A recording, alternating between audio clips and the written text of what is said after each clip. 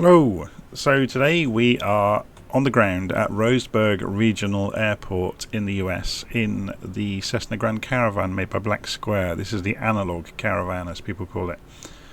That's not the actual reason we're here though. This week I was approached by a company called TDS that make a piece of avionics kit called the GTNXi or 10i for Microsoft Flight Simulator. And I knew about the existence of this avionics kit in the past. It's essentially the GTN 750, but the modern version of it. I knew about the existence of this, but I'd never actually looked at it. And I knew several people that use it that have real aircraft and have the real unit in their real aircraft. So they had gone and bought the TDS GTNXi because it then replicates their real world cockpit. So it's a much more accurate version of the unit that, that they can use to practice real-world workflows and procedures within the unit that then apply directly to the real aircraft. Okay, we're going to get into a little bit of how this has been achieved in a few minutes, but before we get there, let's just go and at least get the airplane started up. So it's a bit of a gloomy day actually, but I'm leaving it on live weather because it makes it a bit more interesting. So we go and nearly forgot. Overhead in the caravan we go and open the fuel shut-off valves overhead. Then we turn the batteries on. Fuel boost goes to norm. We go and turn on the beacon light. And then we hit the starter.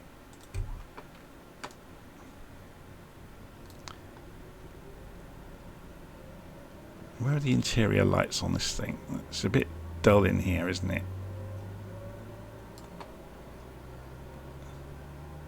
Cabin light. It's not made a wonderful amount of difference, has it? We will put the non-smoking light on though.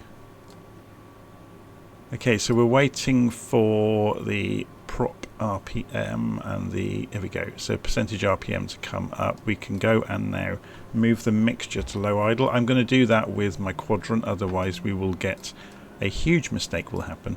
We'll also go and move the propeller condition forwards. We wait for the engine for the starter energized to go out. There it goes.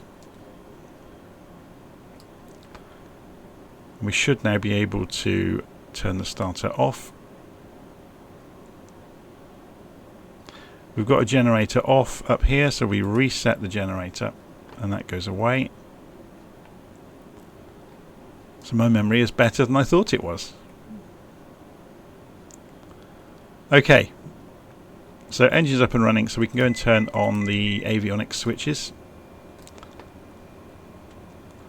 Now, something I haven't quite got my head around yet. I had a quick look at this a few minutes ago just to kind of confirm how things work. Just go and turn the transponder to standby while we're here. So I'm not quite sure why the GNS 430 doesn't work if the GTNXi is here. So this is the GTNXi. You will see straight away. Let's move the screen while we're sat here at tick over. It's not going to hurt for us to spend a few minutes looking at it. So I'm just going to get ourselves in line with it so we can have a really good look at it. Apologise for my scooting around the cockpit. Okay, so we get a license screen appear immediately, and then when you OK that, this is a touch screen by the way on the 750. I'm just going to change the time of day to brighten up the view in the cockpit a little bit. It's quite dull, isn't it? Maybe we will change live weather out to few clouds or something so we get a, yeah, there we go, that's much better. So when you boot this up, there are some caveats to using the TDS GTNXi.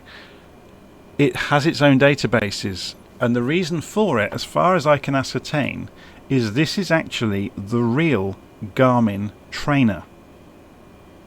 So what TDS have done is integrate the Garmin trainer software into the simulator. So I'm not quite sure what the story is here, whether TDS were the original developer of the Garmin trainer or if they have licensed it from Garmin or they've got approval to do the integration work. But essentially this is the Garmin trainer software, and it's running inside the simulator. The reason I know that is when I installed it, a prerequisite of the installation was to actually go and install the Garmin software. So if you go and look on my machine now, I've actually got the Garmin Aviation Trainers software installed now, and that was a prerequisite. So the flip side of that, of this being the real thing, is it doesn't know anything about Navigraph or any of the weather systems that you might run inside the simulator. And because of that, these databases you see of data refer to the real world ones. And the trainer gets updated on a yearly basis apparently, so you can see at the moment it's actually about 18 months, 2 years old, the data that's in here, which is going to cause problems if you want to have the absolute up-to-date data that something like Navigraph might give you, or Meteo Blue, or all the rest of them. But anyway, we're not going to get too hung up on that. We're going to just have a look at how the system works and how different it is to the PMS GTN 750, for example. Okay, so if we say continue, we get some data to this self-test screen, which is basically just confirming it's connected to the simulator. You can prove that by, if you go into the weights and balances, if you notice the amount of fuel there, as we move this, the fuel on board the aircraft changed. Yeah, so if we say continue, we're suddenly into the real unit. So if you really scoot up close to this, you can kind of see. TOS system test OK. That was loud, wasn't it? As you get close to it, you can see the dot pitch of the screen and everything, so you can see that this is the real deal. Even down to the pixels on the screen. Okay, so how different really is it? Well, because actually before we get into how different it is, I'm just going to have a quick look at something. Charts are in here. So this has got charts, but only for the US. Yeah. So as long as you fly in the US, this is going to be a really, really great experience. So we can say, for example, go and look at the approaches for Roseburg, and you get the aircraft projected onto the map for you. You can drag these around, you can zoom in and out. It works quite nicely. It's maybe not as clever as Navigraph, and maybe not as sharp and pretty as Navigraph, but if you're flying within the US, this is great. There's no way I can see of getting any other maps in. But if you're just practicing operation of it, then it's probably enough. Anyway, let's go and program our flight, and then we can have a look along the way at how it might differ. So if we look in messages here, it's just going to come up with another license. That's fine. Okay, flight plan. So we're taking off from Roseburg, which is immediately programmed in for us. If we go and look at little nav map, we're going to go from Roseburg over to Southwest Oregon Regional. So KOTH is our destination. So KOTH, and you can see straight away from all the animations that this is the real deal. It's not a pretend simulation of it. So SOZKY is our first waypoint. So insert after Roseburg SOZKY and press enter. And then along the way we'll also go and visit a VOR, because we'll have a play with changing the CDI mode on the way. So we've got the OTH or North Bend VOR there, so we'll go and put OTH in after SOZKY. So OTH. So if we come back out of here, and now you're going to see the major change. If we go to maps, there you go. And you'll notice this is rendering a lot more accurately than you've seen before in any of these solutions inside the simulator. So it's not kind of a halfway house, it's identical to the real thing. And all of the menu options are identical to the real thing. So you can put on terrain view, which is going to be good fun, to be honest, because that's going to change colour as we fly, as we climb in and out of the hills. Let's go back in there, sorry, go menu. We'll turn terrain off for the moment. You can see airways as well being marked in. You can see If you have charts, then obviously you get the option to show them. You've got the CDI mode, which is obviously pretty straightforward, so it shows it at the bottom. VLOC or GPS, we want it in GPS today. You can change the orientation of the map fairly straightforwardly by going track up or north up. We'll leave it on track up. But there's a lot of stuff in here that you can configure. Yeah. Lots and lots. Okay. So should we go and get in the air? Then we can actually see this operating, can't we? So we're going to change flaps to takeoff position, remove the parking brake, ease the throttle forward. We're going to ignore the people on the ground here.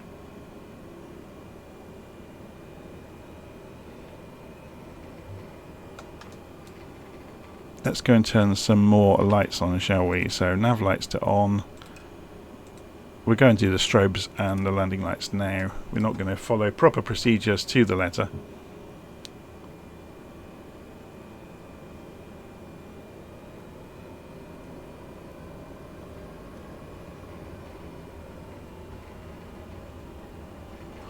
I have noticed there is a bit of a hit on frame rate through running this, but obviously it's doing a lot more than other equivalent systems. I'm just going to check as well. We're at 98% on the engine. Oh, that'll do. The black square simulates consumable usage and stress and all kinds of damage and wear and tear on the airframe and the hardware inside the aeroplane. So it's worth having a little check now and again if you've been flying it a lot to see how the aeroplane's getting on and you haven't done any untold damage to it. Okay, just rolling out to the runway with a little double check around the cockpit. We will go and set our initial climb altitude on the autopilot to about... We'll go for 5,000 feet today, actually. There's no point not doing that, is there? Okay, we'll go and calibrate the barometric pressure. We've already done that. Make sure the HSI is pointing the right direction as well compared to the compass. It is okay. Full throttle. Or actually not full throttle, otherwise we'll damage the engine.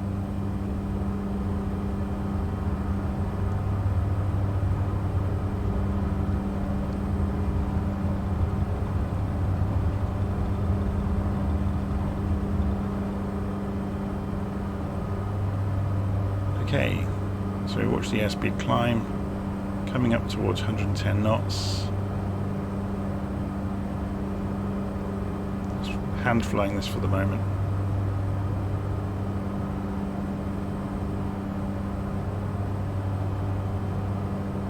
Flaps up.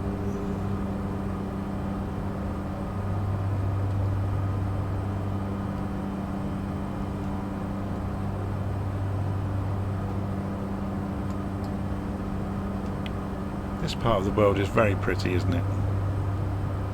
It's very well done in the simulator as well.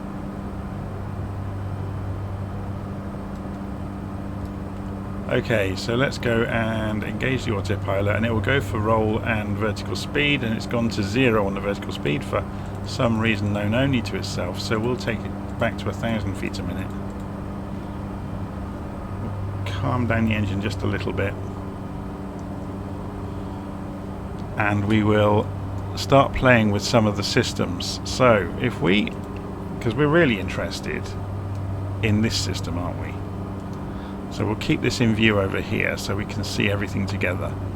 So we'll go heading mode for the moment.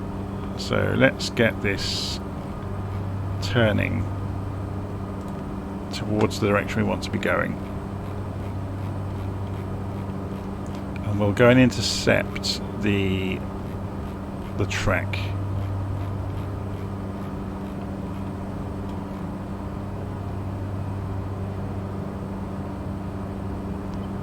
So you've got a nice clear compass rose here, which is really useful. you've got the banana that shows you your anticipated point where you will reach your target altitude. So we're at 3,000 feet, we're climbing to 5.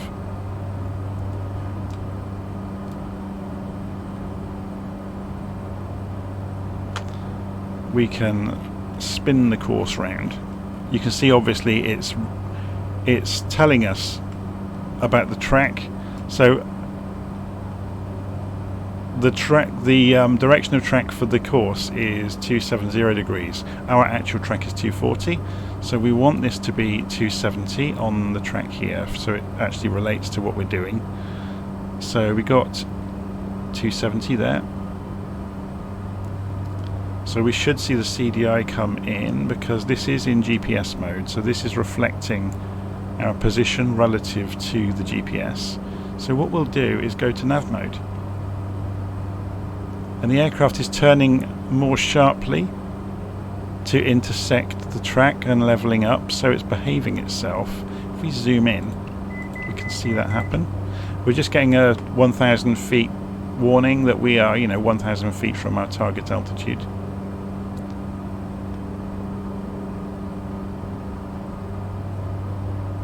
It's very cool, isn't it? So we're going KRBG to Solski at the moment.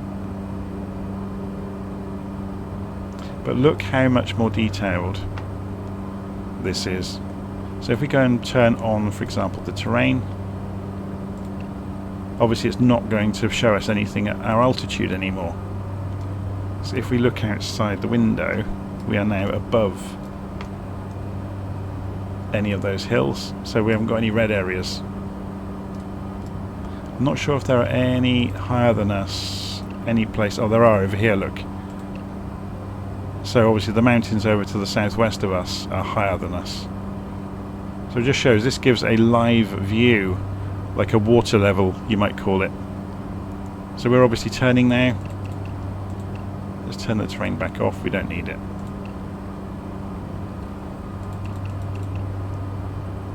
So you can see us joining the track, and it's doing it wonderfully accurately. So let's go and tune in on the nav radio the VOR at North Bend. So we want 11210. So if we go to the radios, which I can't remember how you do this. Oh, here we go, it's up here. Sorry, I'll leave it on the map. So we want to change the standby frequency to 11210. And we'll transfer that directly to live. So if we put this back into heading mode for the moment,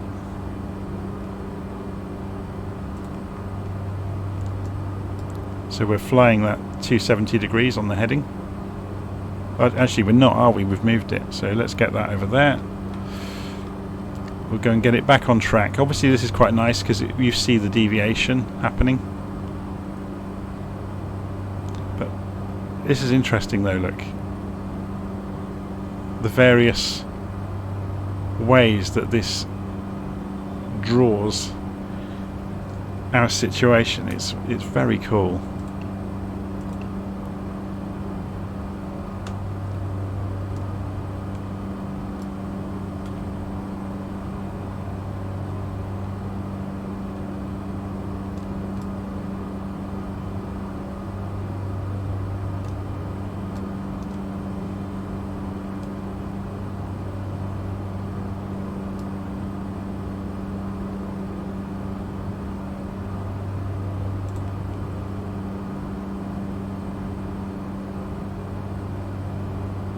So what is the range on this? I didn't actually check before we switched over to look at it. 40 miles. It's only got a 40-mile range. We should be with... Oh, we're probably just outside of it. Let's just check. So if we go on here and measure distance, we are now... No, we're only 25 miles from it. So that's a mystery why we are not picking up the data.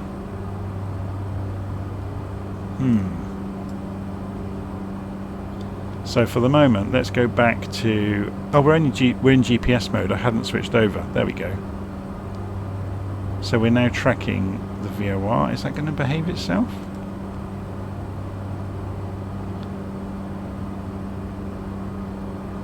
Apparently not.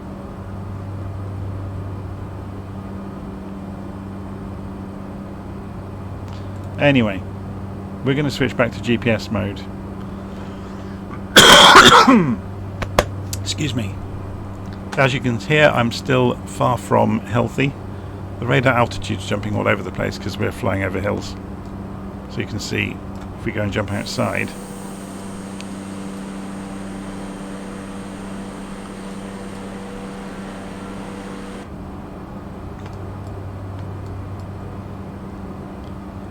Should we have a play with the route along the way? So you can see at the moment we are approaching Sozki. So if we put some turns in just to see it do them, we'll put in Kus after Sozki. Yeah, so we effectively make a bit of a dog leg on our route. So if we come back into here, go to flight plan, and then insert after Sozki, and it was spelled C-O-O-S-E. C-O-O-S-E.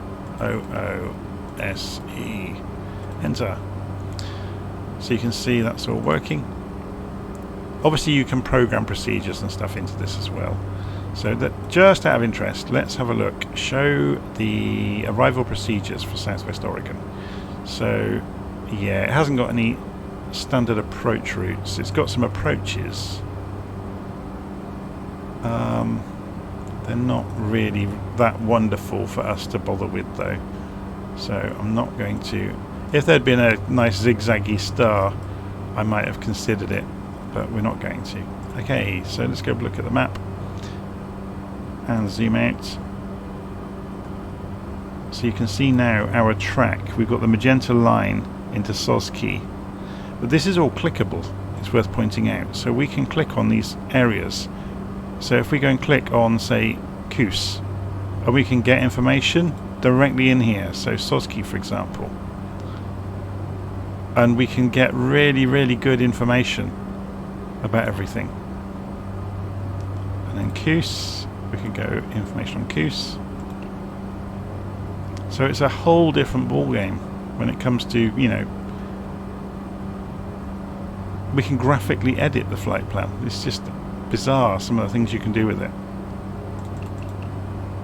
Notice it's also, if you zoom in, it's projecting the exact path of the aeroplane.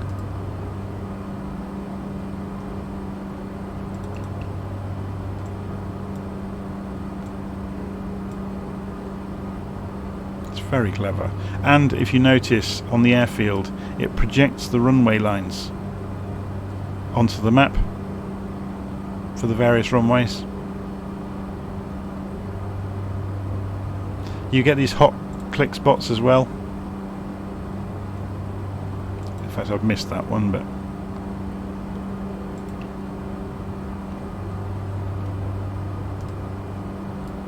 so we're nearly there.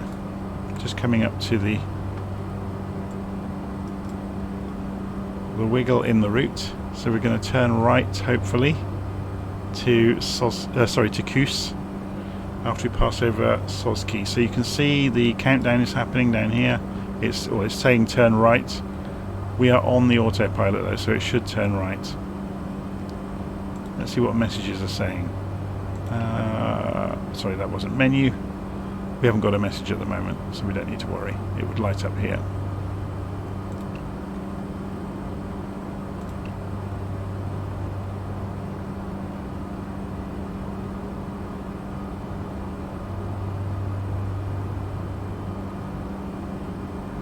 This is interesting. Look, it's stopped navigating. Oh, it's gone to heading mode. Of course it has. Now that's interesting though, because quite unwittingly there we've forced it into a situation where we wouldn't expect it to be able to recover, and it's recovering.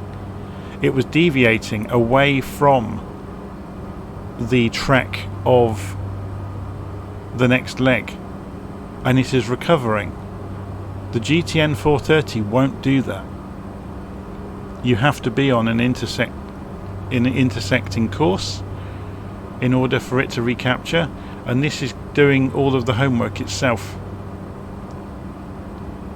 So it's figured out how to get back. That's impressive.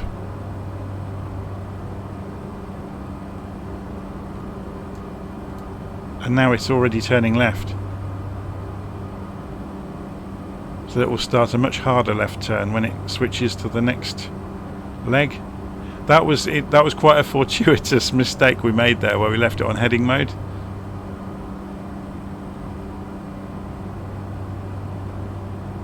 Because it got us, you know, into a situation where we could see it recover.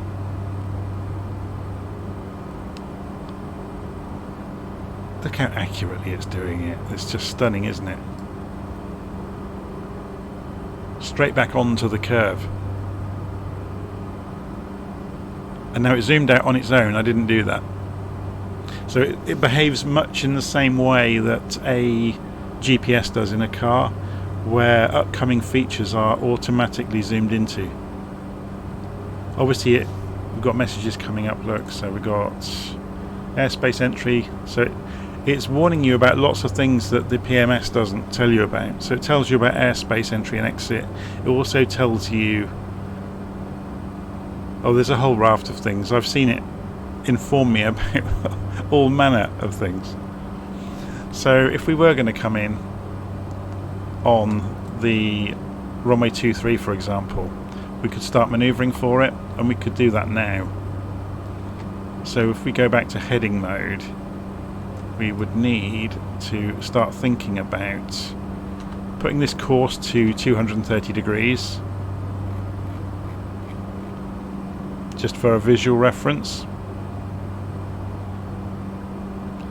But we set the heading perhaps for an intercept for over here, maybe. So if we go measure distance to somewhere over here, so what, 275 degrees, 240, 50, 60, 75. So if we go heading mode now and come off the throttle, and how high is the airport? What's its elevation? We want the airport information, don't we? Overview. 17 feet. So we need to start descending in a hurry.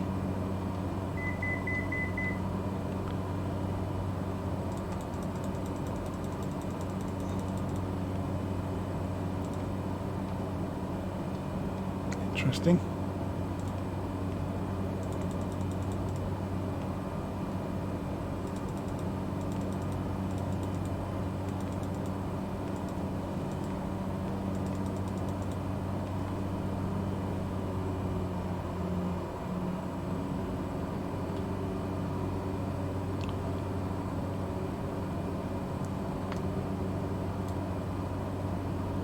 So the airport's over here. You can see the runway.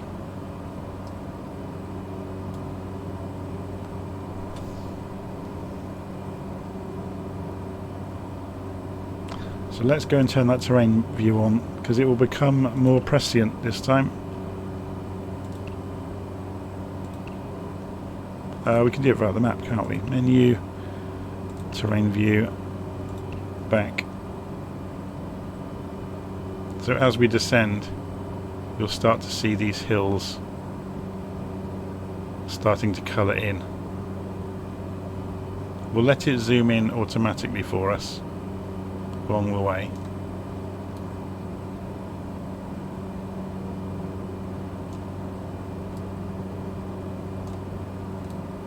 In fact, I think we're going to get altitude hold.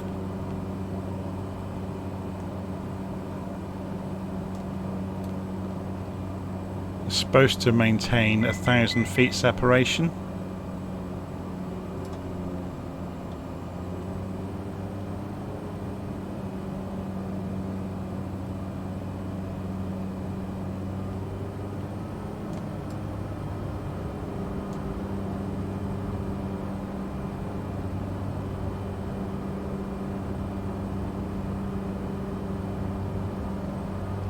Feet over, over hills. So I'm going to come off the autopilot now.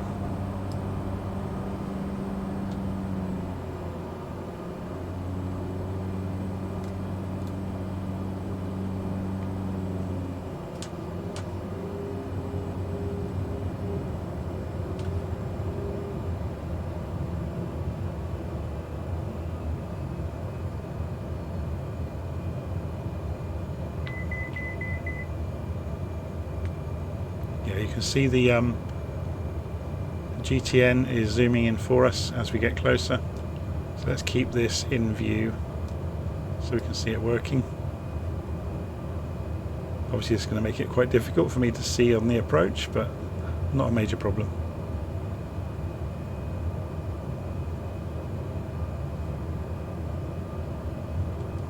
Sync rate. Sync. It's now shouting at me about sync rate. Okay, I better calm that down a bit, hadn't I?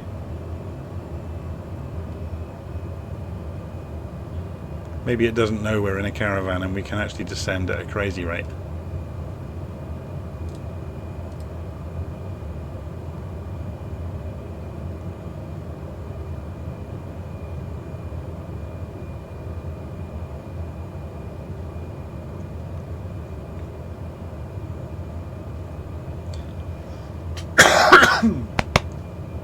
Excuse me. 500. It's very loud, isn't it? I need to have a look at the volume control on it.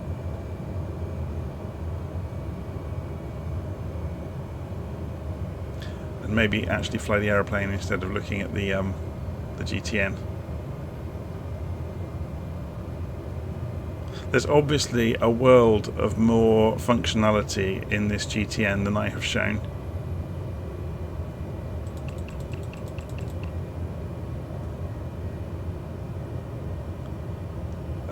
So probably subject for future videos, but I just wanted to have a first quick look at it to show it off. And as I said at the start, it's debatable if you're just flying airplanes in the simulator, maybe the extra realism that this GTNXi provides is not applicable to you, you know, if you're not training for a real aircraft that has this thing. But if you are the kind of simulator user that loves the extra level of realism, maybe this is worth it. But then it does come with those caveats. It doesn't integrate with Navigraph, it doesn't integrate with other third-party systems. It very much is its own animal. So if you have already invested in other systems like Navigraph, then maybe you might be put off. But if you're a real-world pilot, you probably already know about this. You know about the TDS GTN.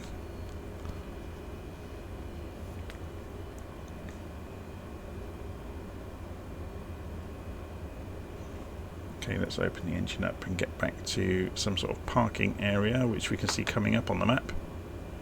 It's quite nice that you've got the detailed views of the airports.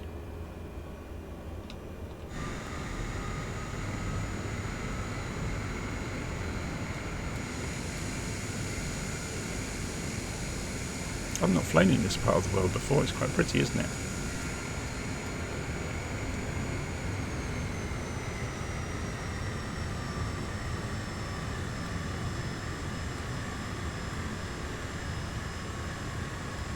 I presume we're supposed to go around and not cut through this area here to go for the main parking area.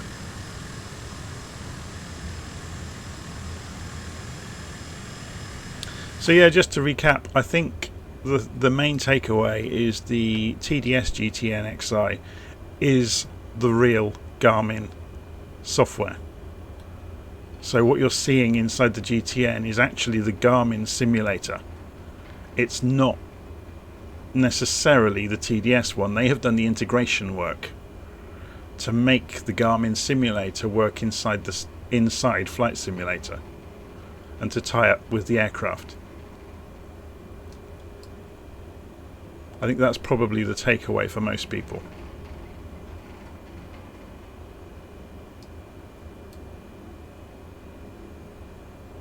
Okay, we're supposed to spin around here. Keep an eye on where everybody is. Oh, he's gone for a walk, the guy with the oh,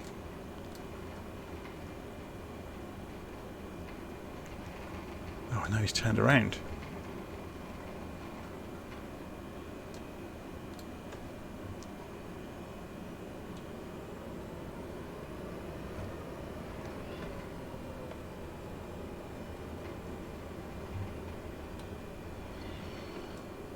There we go.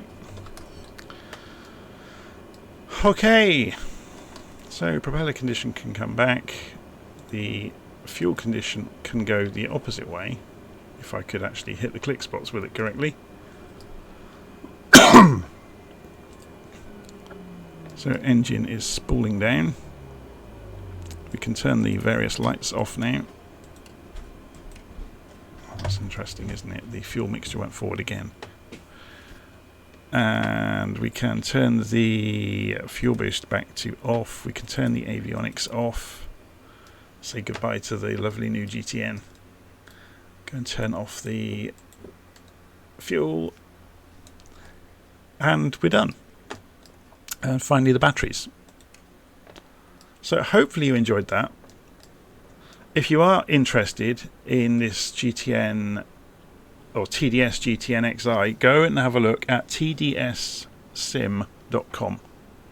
and then you can read all about it and find out how much it costs. So if we go and look in purchase, it's $53. So 40. They're obviously not very good at their symbols on their website. They've got the wrong symbol for pounds for the UK, but anyway, it's $53. So if you are more interested in having, you know, a very accurate representation of the avionics suite, then there you go. It's the real Garmin simulator within Microsoft Flight Simulator.